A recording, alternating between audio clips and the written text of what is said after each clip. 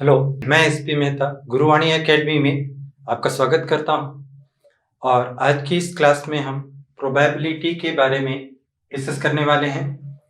Probability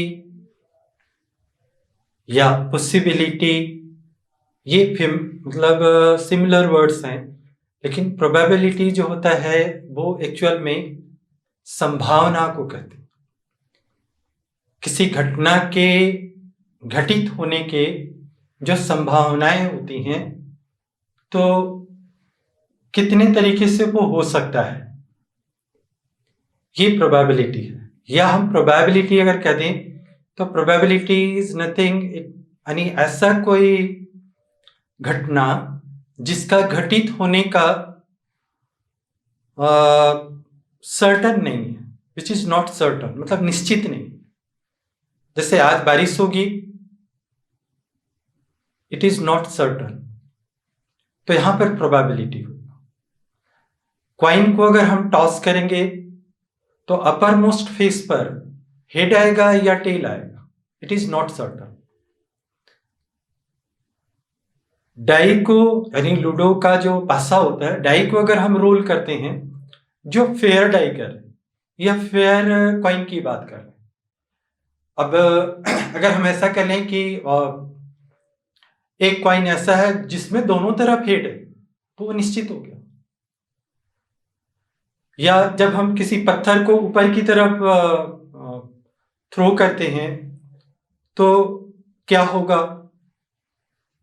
होगा ये जहां निश्चित हो जाए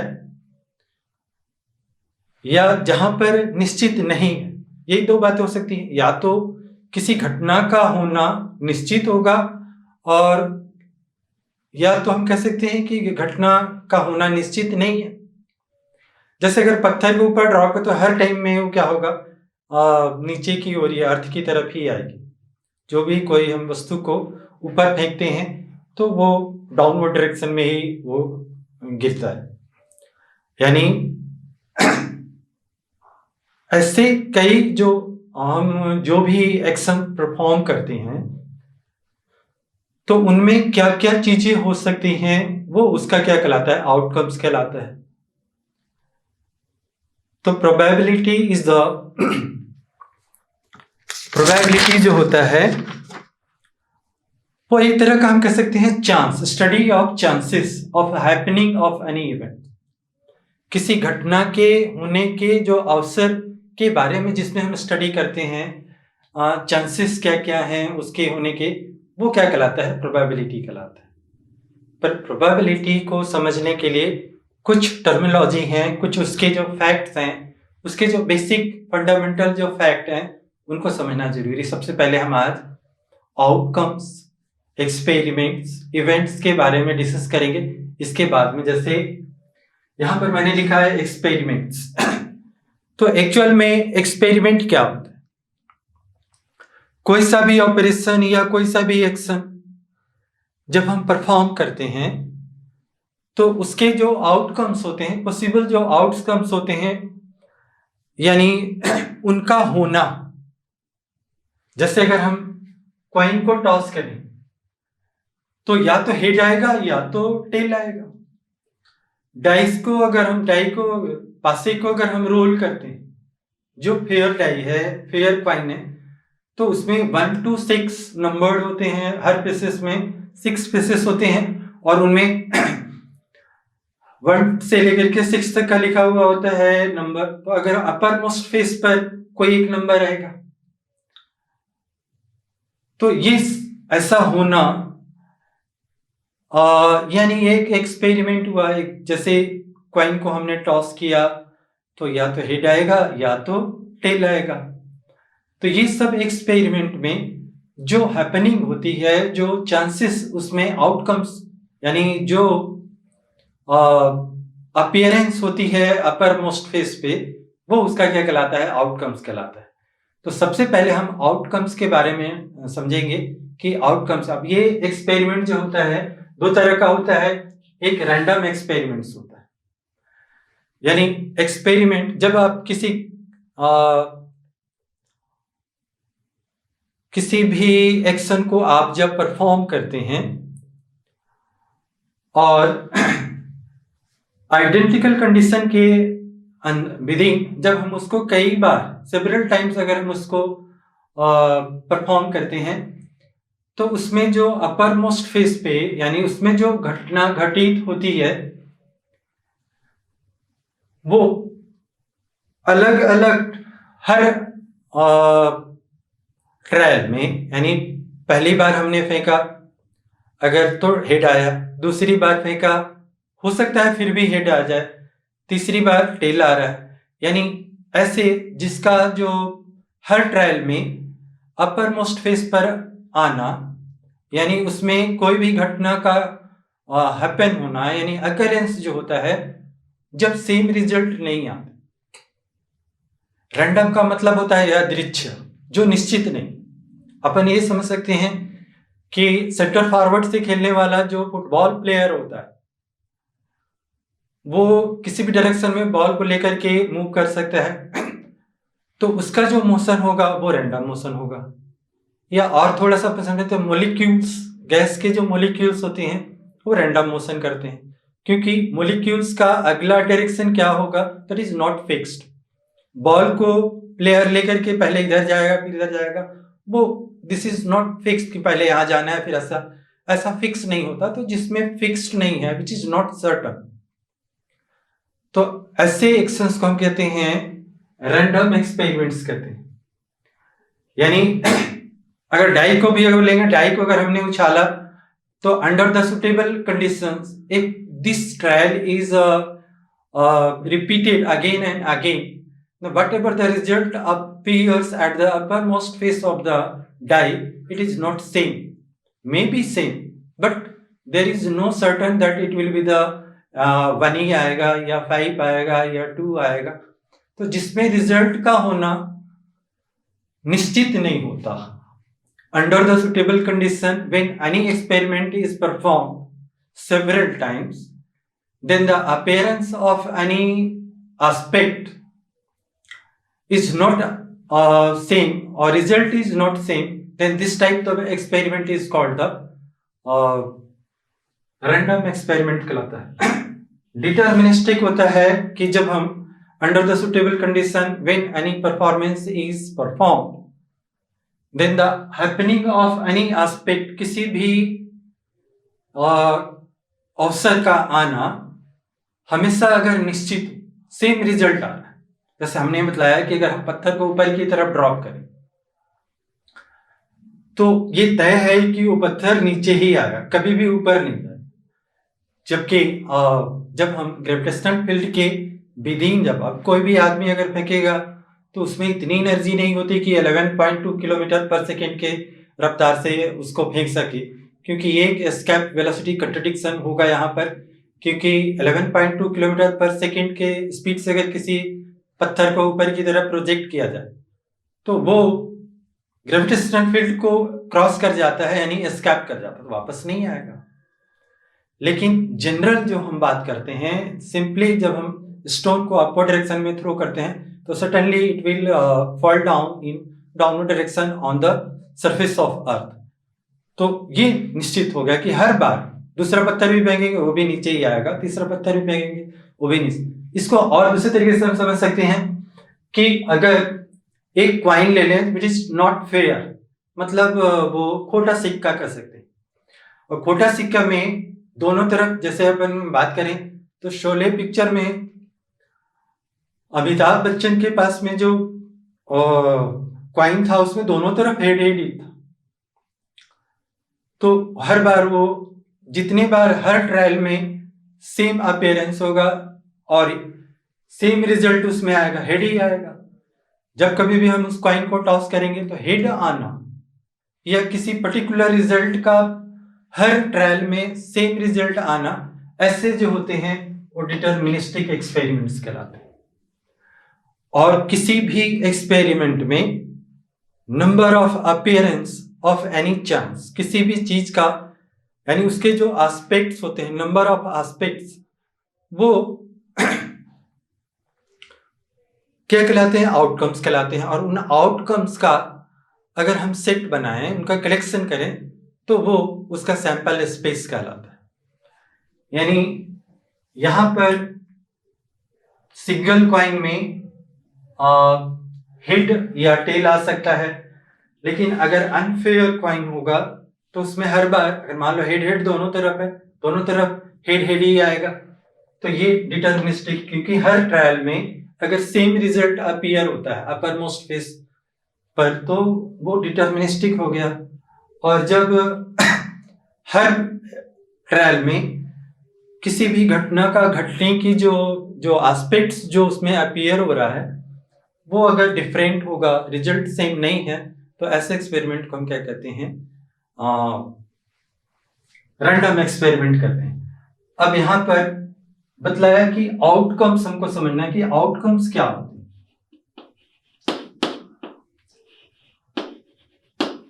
आउटकम्स किसी भी एक्सपेरिमेंट में जो चांसेस उसमें अपीयर होते हैं वो उसके आउटकम्स कहलाते हैं। तो आउटकम्स को अगर आप समझे तो सिंगल क्वाइन, पहला फॉर सिंगल क्वाइन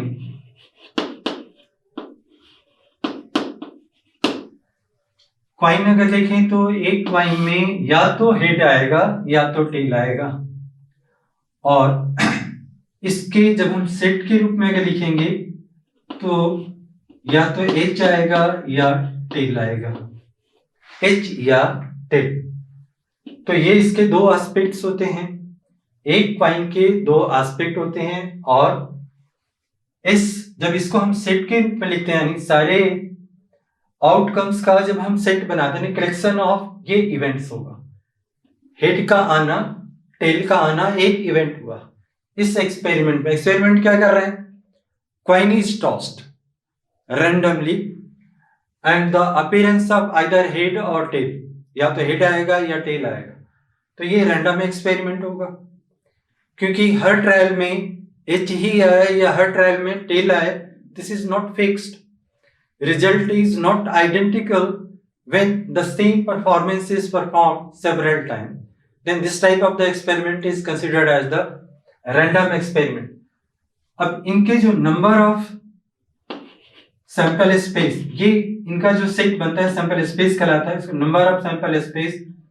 तो एक क्वाइन कह रहे हैं तो 2 की पावर 1 उसके टोटल एस्पेक्ट और जितने क्वाइन दिया, तो एक क्वाइन है, एक क्वाइन में दो एस्पेक्ट होते हैं तो 2 की पावर 1, यानी number of sample space for single coin कितना होगा, ये 2 आ गया।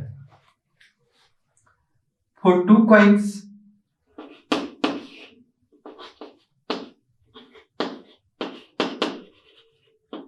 दो क्वाइंस के लिए अगर अपन देखें तो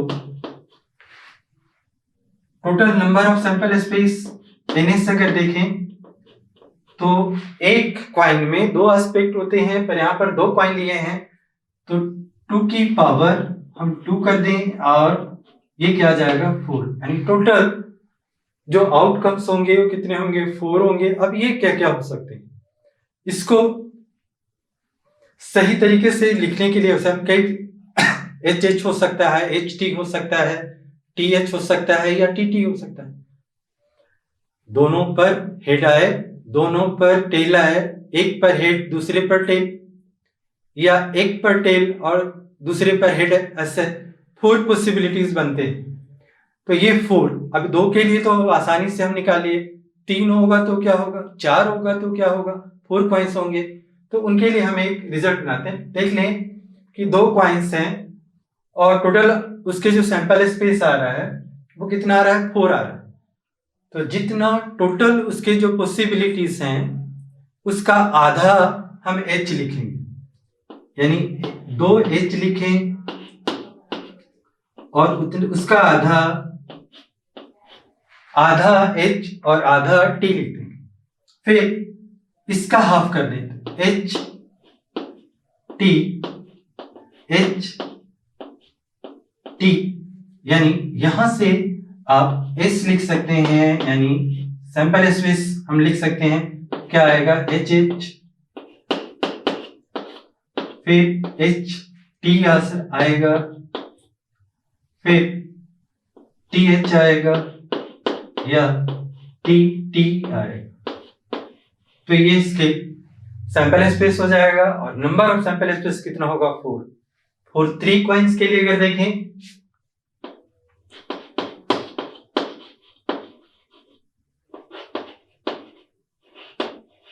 3 कॉइन्स, 8 कॉइन में टोटल एस्पेक्ट्स 2 होते हैं और जितने नंबर ऑफ कॉइन्स होंगे यानी नंबर ऑफ सैंपल स्पेस अगर देखें तो ns इज इक्वल टू 2 की पावर 3 जितने कॉइन्स हैं। एक कॉइन में जितने एस्पेक्ट और एस्पेक्ट की पावर नंबर ऑफ कॉइन्स पे डिसाइड करते हैं। 3 है तो 3 यानी दिस विल इक्वल टू 8। अब इसका सैंपल स्पेस लिखना है तो हम क्या लिखेंगे, टोटल आउटकम्स कितने होंगे 8 होंगे। अब इस 8 में से उसका आधा कर दें, आधा कर दें तो 4 आएगा यानी 4h लिखेंगे।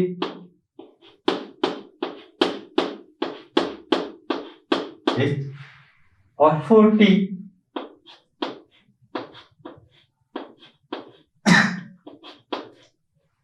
अब इसका आधा कर दें यानी 2h 2t hh tt फिर से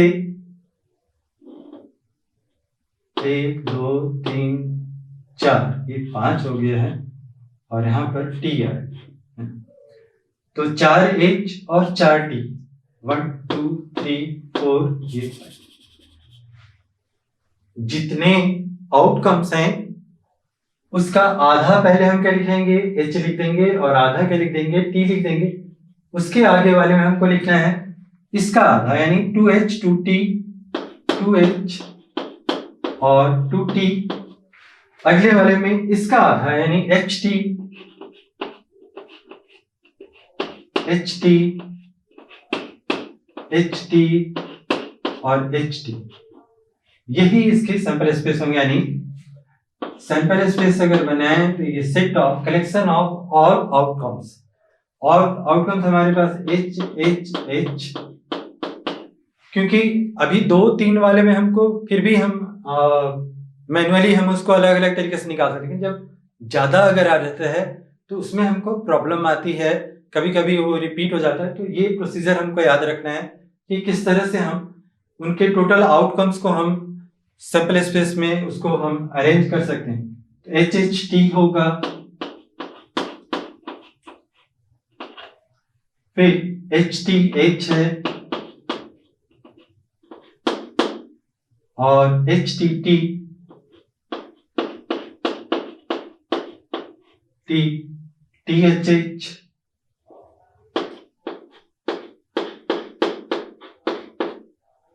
फिर टी एच टी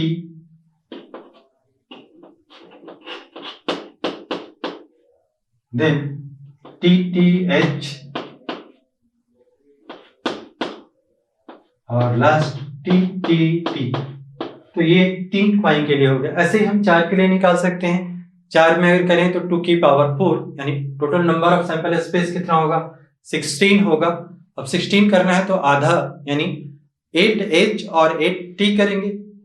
फिर अगले वाले में 4h 4t 4h 4t, next वाले में 2h 2t 2h 2t 2h 2t इस तरह से और लास्ट वाले में ht ht और उनसे जो अरेंजमेंट बनता है तो 4 4 का बनेगा। अगर 4 कॉइन्स को अगर देखेंगे तो ये इस तरह से हम कॉइन के लिए कर लेते हैं। ऐसे ही हम डाई के लिए अगर निकालें आउटकम्स फॉर सिंगल डाई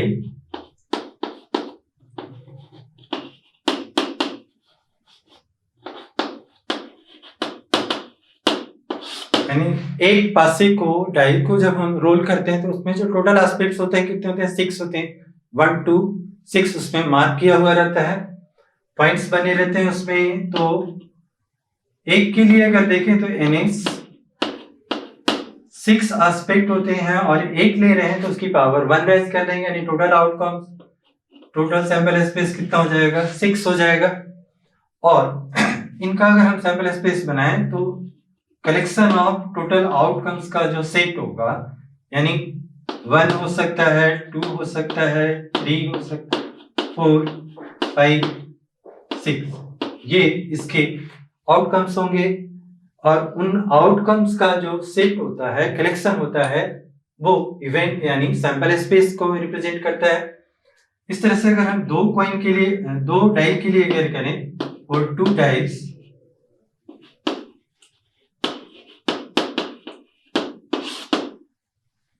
तो number of sample space this will equals to 6 का स्क्वायर यानी 36 होगा। अब क्या क्या हो सकता है, इस अगर सैंपल स्पेस निकालें तो ये 1 1 हो सकता है, 1 2 1 3 1 4, इस तरह से 1 6, फिर यहां से 2 1 2 2 2 3 और ऐसे सो 2 6,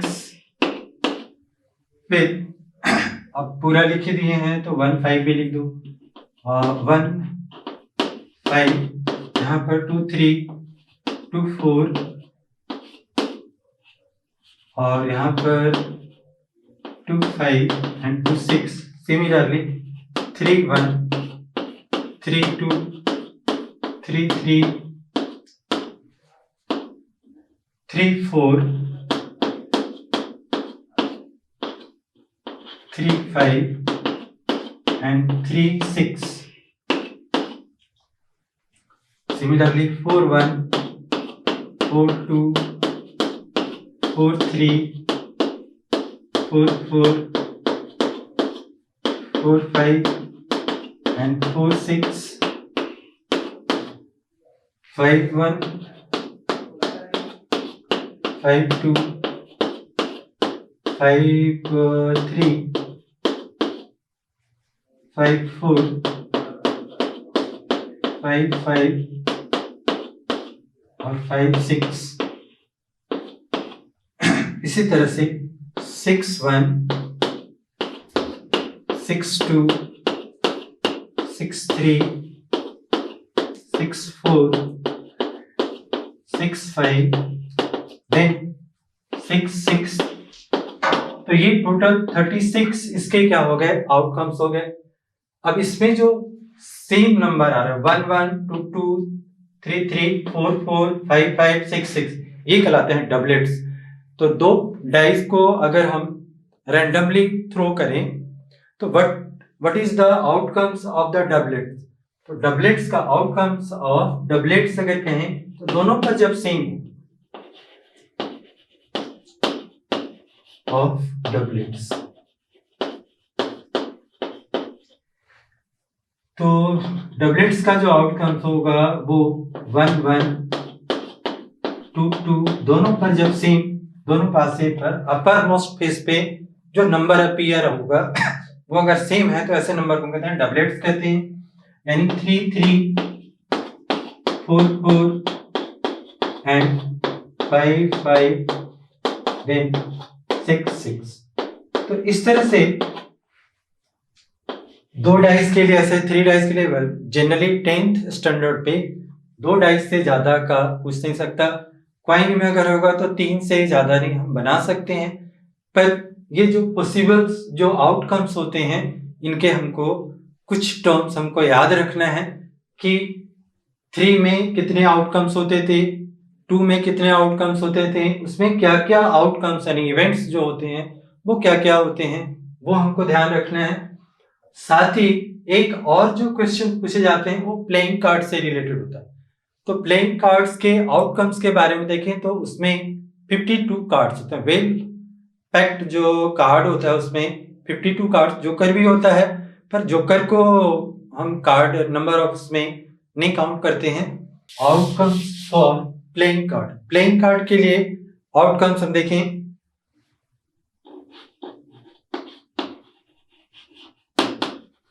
प्लेइंग कार्ड्स मतलब ताश,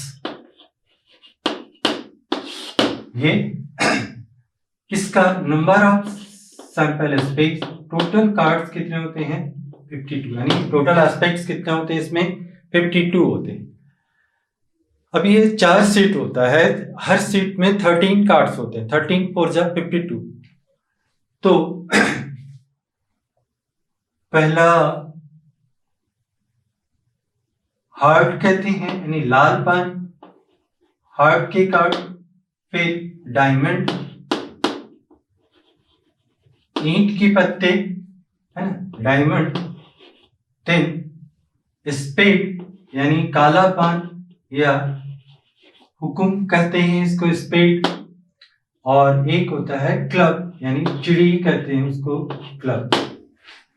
तो इस तरह से ये दोनों का हार्ट या डायमंड का जो कलर अगर देखेंगे तो ये रेड कलर होता है, रेड कलर। और स्पेड और क्लब यानी चिड़ी जो होगा ये ब्लैक कलर का होगा, ब्लैक कलर। अब इसके पहले वाले को हम एस कहते हैं, इक्का। फिर बाकी दो, दुक्का, तिक्का, चौका, इस तरह से पंजा, छक्का, सत्ता, अट्ठा, नेहला, दहला। और 11 वाले को जे, फिर क्वीन, बेगम और बादशाह को के। तो इस तरह से 13 कार्ड्स होते हैं। हर सेट में कितने कार्ड? 13 कार्ड हार्ट के होंगे, 13 कार्ड डायमंड के होंगे, एंड इसके भी 13 कार्ड। यानी यहां पर देखें तो ये भी एस, यानी इक्का, 2, 3, 4, 5, 6, 7, 8, 9, 10। फिर जे, क्यू, के। अब जे को हम नेब कहते हैं, यानी गुलाम। क्यू यानी क्वीन, और ये किंग होता है। ऐसे ही स्पेड के भी 13 कार्ड्स होंगे, तो एस, 2, 3, 4, 5, 6, 7, 8, 9, 10। फिर यहां से जे, क्यू, के, एंड लास्ट क्लब के भी यही होंगे। तो एस, 2, 3, 4, 5, 6, 7, 8, 9, 10, जे, क्यू और के। यानी ये देखें तो हर कार्ड 4 होते हैं, और ऐसे हर सेट में 13 कार्ड्स होते हैं। तो टोटल कितने हो गए? टोटल हो गए हमारे पास 4 13 जा, या 13 4 जा 52 कार्ड्स हो जाएंगे। अब इनमें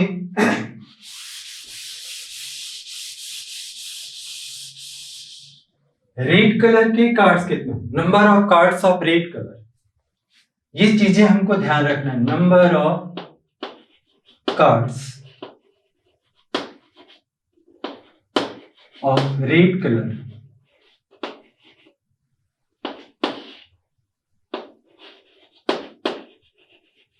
जैसा कि मैं बतलाया कि हार्ट का भी रेड होता है, डायमंड का भी रेड होता है। तो 13 हार्ट्स के होंगे, और 13 डायमंड्स के, यानी ये टोटल 26। ये आउटकम्स अगर हम ध्यान में रखते हैं तो प्रोबेबिलिटी के क्वेश्चंस करने में हमको बहुत आसानी होगी, और बड़ी आसानी से हम किसी भी क्वेश्चंस को सॉल्व कर सकते हैं, बशर्ते कि हमको ये आउटकम समझ में आता है। टोटल इसके जो होते हैं। अब ऐसे ही ब्लैक कार्ड कितने होंगे? तो वो भी 26 होंगे। Number of cards of black colour.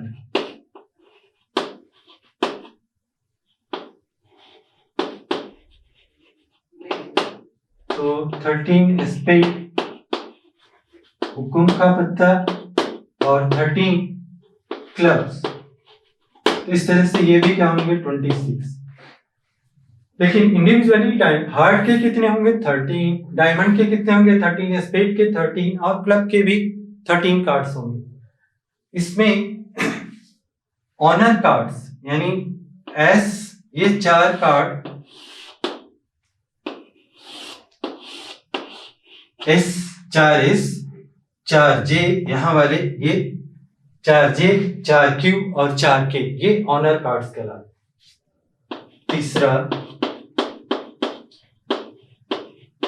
Honour card, यानी बड़े पत्ते जिसको कहते हैं, तो ऑनर कार्ड्स, तो 4S 4J 4Q यानी क्वीन और 4K ये कहलाते हैं ऑनर कार्ड्स, और इनकी संख्या जो होती है वो 16 होती है। फेस कार्ड या पिक्चर कार्ड्स कहते हैं। तो पिक्चर जिसमें बने होते हैं कार्ड्स में, J में, Q में और K में, इसको हम कहते हैं फेस कार्ड।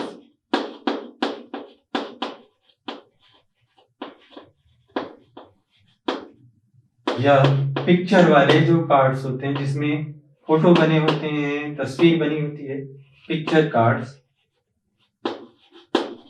तो 4J प्लस 4Q क्वीन, 4 गुलाम, 4 क्वीन और 4 बादशाह, ऐसे मिलकर के 12 कार्ड्स जो होते हैं वो फेस कार्ड्स होते हैं। तो ये मैं बतलाया आपको कि आउटकम्स जो जनरली जो हम प्रोबेबिलिटी से रिलेटेड क्वेश्चंस जो आते हैं, या तो वो कॉइन से रिलेटेड होता है, या तो डाइस से रिलेटेड होगा, या फिर प्लेइंग कार्ड से रिलेटेड, या फिर कुछ नंबर सिस्टम से क्वेश्चंस होते हैं। लेकिन प्रोबेबिलिटी क्या होता है? तो प्रोबेबिलिटी जो फेवरेबल जो चांस होता है और टोटल आउटकम्स, उनका जो रेशियो होता है उसी को हम क्या कहते हैं? प्रोबेबिलिटी। तो what is the probability of any event? किसी भी एक्सपेरिमेंट में किसी भी इवेंट का प्रोबेबिलिटी को अगर हम डिफाइन करें तो मैथमेटिकली प्रोबेबिलिटी की जो वैल्यू होती है 0 और 1 के बीच में लाई करता है, यानी 0 से कम नहीं होना चाहिए और 1 से ज्यादा नहीं होना चाहिए। 0 हो सकता है, 0 या 1 हो सकता है। 0 कब होगा कि किसी भी चीज का प्रोबेबिलिटी 0, प्रोबेबिलिटी मतलब इसकी होने की संभावना क्या है? 0। अगर मान लो कहते हैं कि एक डाइस को फेंके और 7 नंबर आने का, तो what is the probability of getting number 7 in a throw of dice? At the upper most face of the die 7 आ जाए, तो 7 तो उसमें होता ही नहीं, तो ये इम्पॉसिबल इवेंट होते हैं। और श्योर इवेंट कहलाते हैं जो निश्चित होते हैं, सर्टन होता है। तो श्योर इवेंट या सर्टन इवेंट की प्रोबेबिलिटी क्या होगी? 1 होगी, और जो इम्पॉसिबल इवेंट होते हैं उनकी प्रोबेबिलिटी क्या होगा? 0 होगा, या बाकी उससे 0 से। तो प्रोबेबिलिटी अगर मान लेते हैं late E be any event, E से भी रिप्रेजेंट कर सकते हैं। जनरली हम E से इसको रिप्रेजेंट करते हैं। E कोई इवेंट है and the favourable chance, favourable outcomes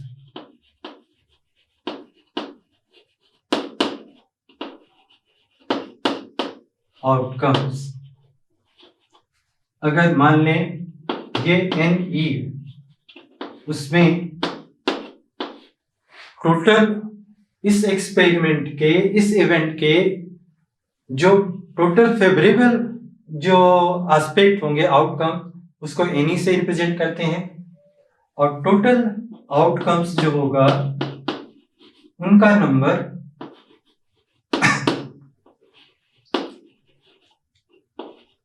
वो NS से रिप्रेजेंट करते हैं। तो probability of event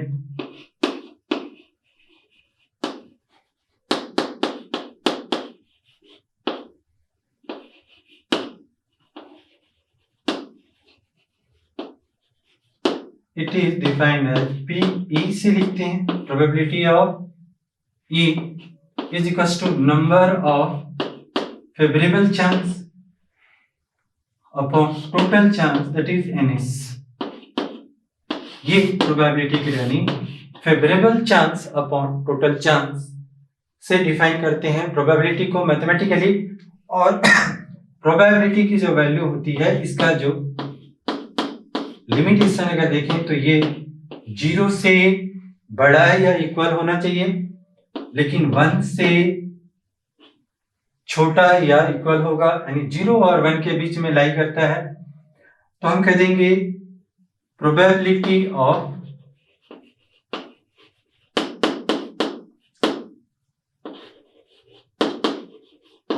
impossible event.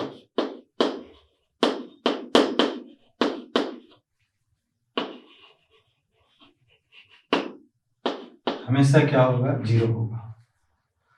और प्रोबेबिलिटी ऑफ श्योर इवेंट या सर्टेन इवेंट कहते हैं।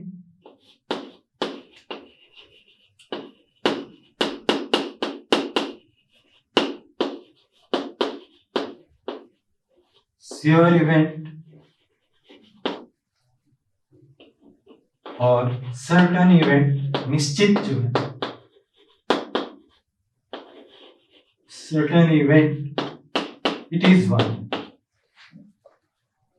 तो इस तरह से बाकी जितने भी प्रोबेबिलिटी होंगे वो 0 और 1 के बीच में लाई करता है। एग्जाम्पल से समझते हैं, यानी एक बैग है और इस बैग में रेड कलर के 7 मार्बल्स हैं और ब्लैक कलर के 9 marbles. A bag contain 7 red marbles and 9 black marbles. Without seeing, if one marble is taken out randomly from the bag, बिना देखे अगर एक मार्बल उसमें से अगर निकाला जाए, then what will be the probability that the drawn marble, निकाला गया जो मार्बल है, will be the red marbles। तो यहाँ पर हम देखते हैं टोटल पहले निकालना है हमको, नंबर ऑफ टोटल मार्बल्स, तो ये हो जाएगा 7 + 9 = 16। और फेवरेबल, यहाँ पर इसमें फेवरेबल क्या हमको चाहिए, रेड चाहिए, तो फेवरेबल रेड कलर होना क्या बता रहा है, 7। तो प्रोबेबिलिटी ऑफ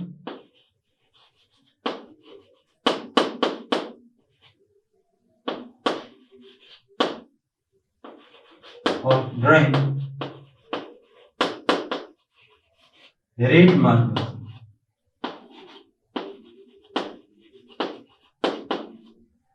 तो इट विल इक्वल्स टू, हम पी आर से रिप्रेजेंट करें, P R is equals to favourable यानी N R upon N S, and लिखने का तरीका यही होना चाहिए। और एन आर यानी 7 है और टोटल कितना है 16, 7/16। अगर मैं यहाँ कहता कि 1 marble is drawn from the bag without seeing, बिना देखे एक मार्बल निकाला, then what will be the probability of the getting that it is the black marble, तो 9/16 हो जाएगा। फेवरेबल ब्लैक हो जाएगा, फेवरेबल चांस 9 और टोटल चांस उसमें 16 ही रहेगा, तो 9/16।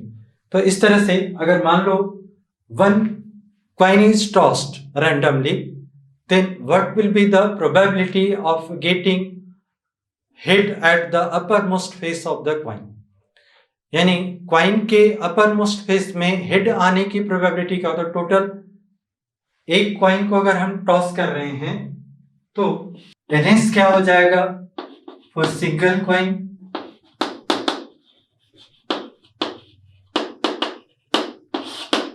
एनएस 2 होगा। एक क्वाइन करें, एक क्वाइन में या तो हेड होगा या तो टेल होगा, क्योंकि एस इसका जो आउटकम्स होता है आइदर एच या टी। अब हेड आने की प्रोबेबिलिटी अगर हम इवेंट को हेड को आना इवेंट हम ई मान लें तो फेवरेबल कितना होगा, तो नंबर ऑफ हेड आना ये कितना होगा, एक ही, एक हेड है और एक टेल है, तो प्रोबेबिलिटी ऑफ गेटिंग हेड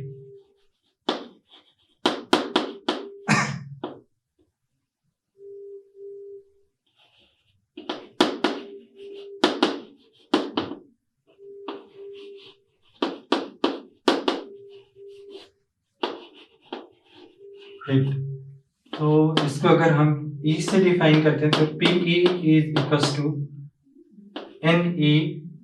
अब H के लिए कह रहे हैं तो यहाँ पर NH हेड का, और टोटल सैंपल स्पेस कितना होगा S का, तो 1/2। ऐसे ही probability of getting tail,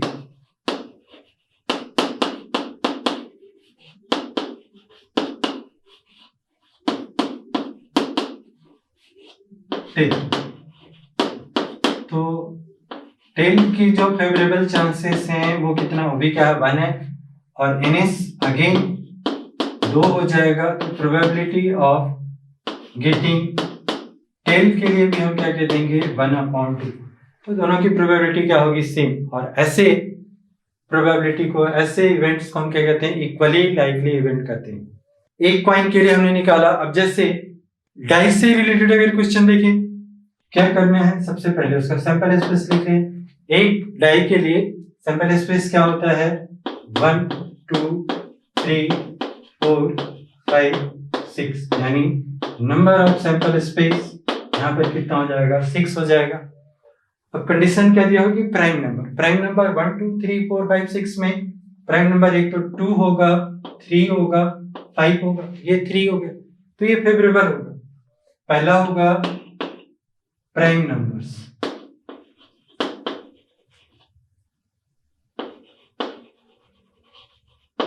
prime numbers को अगर हम ए से डिफाइन करें तो दिस इज या तो 2 होगा, 3 होगा या 5। तो नंबर ऑफ प्राइम नंबर कितने हो गए 3 हो गए, ये फेवरेबल होगा। अब यहाँ पर probability of getting prime numbers at the upper most face of the die, तो रिक्वायर्ड प्रोबेबिलिटी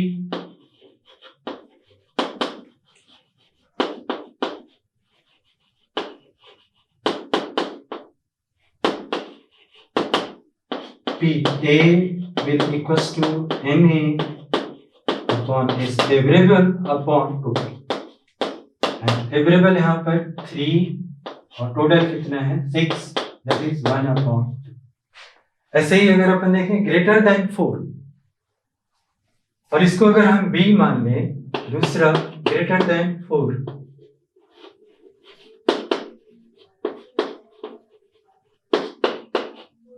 तो अगर इसको B से डिफाइन करें तो 4 से जो बड़ा नंबर होगा डाई में 5 होगा और 6, यानी number of favourable chance for this event is equals to 2 आ जाएगा। यानी फिर से 6 ही होगा, तो required probability of getting greater than 4, तो PB is equals to favourable chance that is NB और NS, and it is equals to 1/6 होगा। ऐसे ही अब यहां पर देखें ऑड नंबर करें तो तीसरा एन ऑड नंबर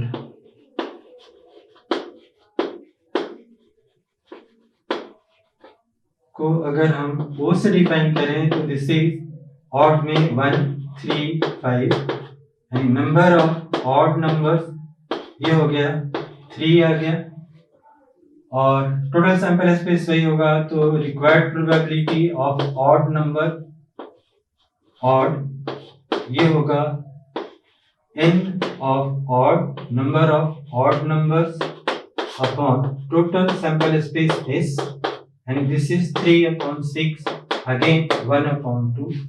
ऐसे ही इवन नंबर अगर देखेंगे तो कितना है इसमें 2 4 6, तो इवन नंबर के लिए हम अगर E मान लें, फोर्थ इवन नंबर